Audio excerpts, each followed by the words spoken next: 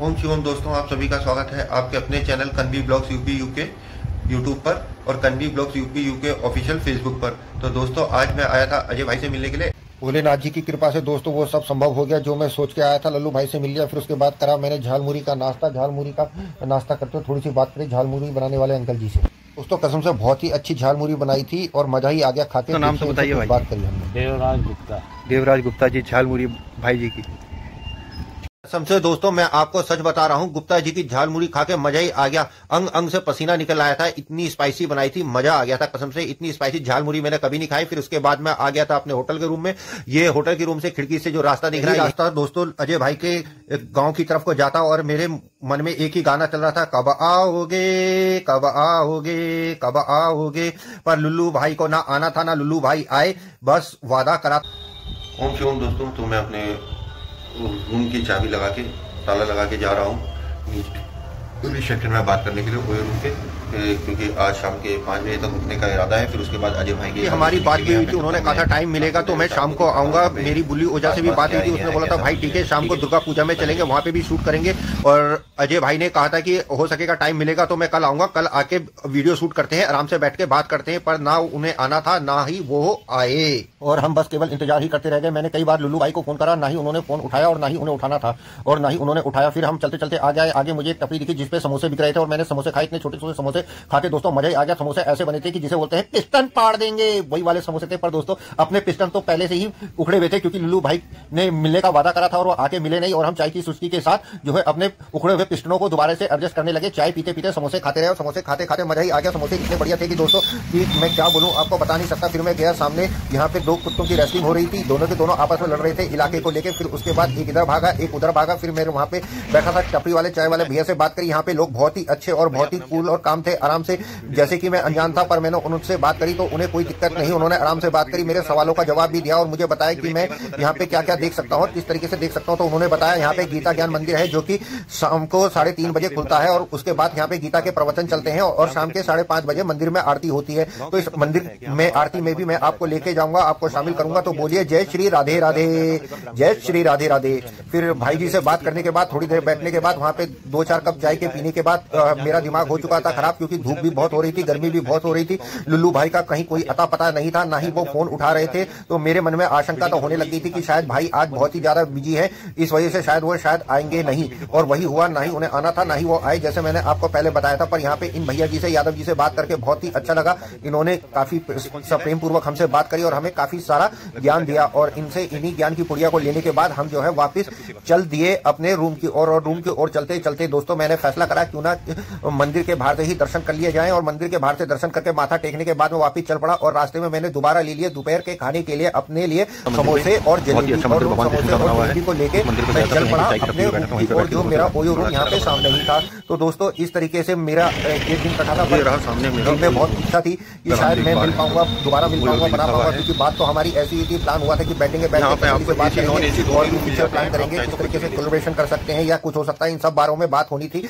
और इन्हीं सब बातों को करने के लिए हम गए थे। ये देखिए जलेबी और समोसे जो मैं अपने दोपहर के खाने के लिए लेके गया था, पर लुल्लू भाई हमारे आए नहीं, जिस वजह से कोई बात हो नहीं पाई। और हम वापस अपने रूम को आ गए। रूम का हमने दरवाजा खोला, दरवाजा खोलने के बाद आपका भाई जो है सीधा एसी को चालू करा। एसी को चालू करने के बाद लेट गया और लंबा लेट के हमने ली नींद लेने के बाद उठे शाम के 5:30 बजे और गए गीता ज्ञान मंदिर में। ये देखिए दोस्तों गीता ज्ञान मंदिर, और शाम के समय जब लाइट जली कितना प्यारा कितना अच्छा लग रहा था। बहुत ही भव्य मंदिर लग रहा था, छोटा और भव्य मंदिर था और काफी अच्छा मंदिर था। इस मंदिर की सबसे बड़ी खासियत ये थी कि यहाँ पे जो गीता के उपदेश चल रहे थे, जो गीता के उपदेश दे रहे थे, कभी एक दीदी उपदेश दे रही थी, कभी एक भैया उपदेश दे रहे थे, और दोनों के दोनों ही जब उपदेश दे रहे थे तो उन उपदेशों के बीच में क्रॉस क्वेश्चनिंग भी कर रहे थे, ताकि आप जो है गीता के उपदेशों को ढंग से समझ सको और आज की मॉडर्न लाइफ में उनको इंप्लीमेंट कर सको। देखिए श्री राधा कृष्ण जी की मूर्ति, जय श्री राधे राधे। बहुत ही मजा आया, बहुत ही आनंद आ गया, मेरा रोम खड़ा हो गया था। अगर आप कभी हंडिया आए और हंडिया से धनुपुरा की तरफ जाएं तो धनुपुरा से 6 किलोमीटर पहले ये गीता ज्ञान मंदिर पड़ता है, जो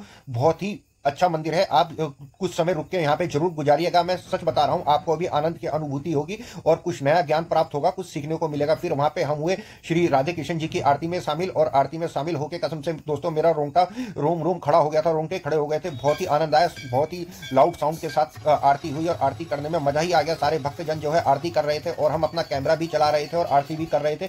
बहुत ही मजा आया कसम से दोस्तों, मैं बता नहीं सकता। ये कुछ चीजें ऐसी होती हैं जिन्हें आप अपने शब्दों में बयान नहीं कर सकते, केवल महसूस ही कर सकते हैं। और आप भी अगर मेरी तरह महसूस करना चाहते हैं तो अगर आपका कभी मौका लगे तो आप कभी यहाँ पे आइएगा गीता ज्ञान मंदिर में और दर्शन कीजिएगा और शाम की आरती लीजिएगा। तब आप समझ पाएंगे कि मैं आपको क्या बताना चाह रहा हूं और क्या महसूस कराना चाह रहा हूं। दोस्तों तो पता नहीं दोस्तों, पर मैंने आरती का बहुत आनंद लिया और बहुत ही आनंद आया, मन को काफी सुकून मिला। फिर उसके बाद में आरती पूरी होने के बाद निकल गया मंदिर की परिक्रमा करने के लिए। और जब मैं मंदिर की परिक्रमा करने गया तो मैं चौंक कर दंग ही रह गया था। मंदिर जितना सुंदर अंदर से था उतना भव्य बाहर से भी था और सुंदर भी।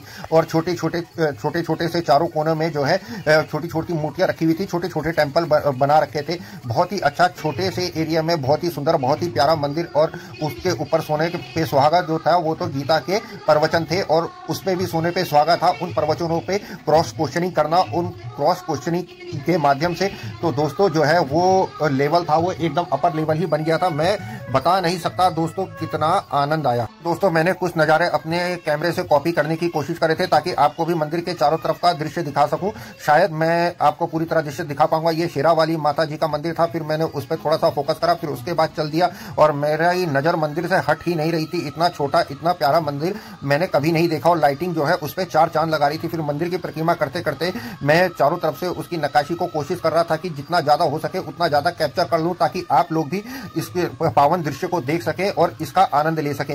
फिर इसी तरीके से घूमते घूमते मैं पहुंचा दूसरे टेंपल की तरफ और जब मैं दूसरे टेंपल की तरफ पहुंचा तो वहां मिले मेरे प्यारे भोलेनाथ जी। हर हर महादेव, ओम नमो पार्वते पते हर शंभु अविनाशी घट घट के वासी। फिर भोलेनाथ जी के दर्शन करने के बाद फिर मैं आगे चल दिया। देखिए कितने प्यारे पेड़ लगा रखे थे।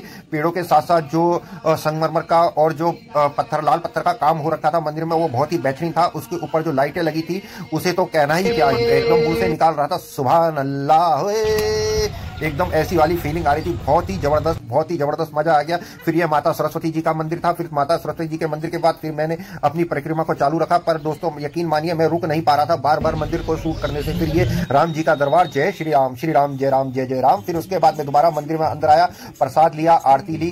प्रसाद आरती लेने के बाद श्री राधा कृष्ण जी को माथा टेका, उनसे अपने द्वारा की गई जाने अनजाने में की गई गलतियों के लिए माफी मांगी और फिर माथा टेकने के बाद मैं निकल पड़ा गीता ज्ञान मंदिर से अपने रूम की ओर, क्योंकि जाना जरूरी था। मन तो कर रहा था कि अब यही रुक जाऊं 2-4 दिन, पर दोस्तों जैसे कि आप जानते हैं मेरी कमर में भी दिक्कत थी और मुझे आज जाना जरूरी था तो मैं निकल चुका था पैकिंग करने के लिए। फिर पैकिंग करने के बाद मैंने अपने बैग को पैक करा और टांगा और निकल चुका था यहां से हंडिया के लिए। हंडिया से जाना था मुझे प्रयागराज और प्रयागराज से पहुंचना था हरिद्वार। आगे रास्ते में क्या क्या हुआ, कैसे कैसे गया, वो सारी वीडियो आपको मिलेगी अगले ब्लॉग में। प्लीज दोस्तों बने रहिएगा, अपना प्यार बनाए रखिएगा और वीडियो को लाइक कीजिए, शेयर कीजिए, कमेंट कीजिए, अपना प्यार बनाए रखिएगा। जय हिंद, वंदे मातरम, भारत माता की जय की जय की जय की जय।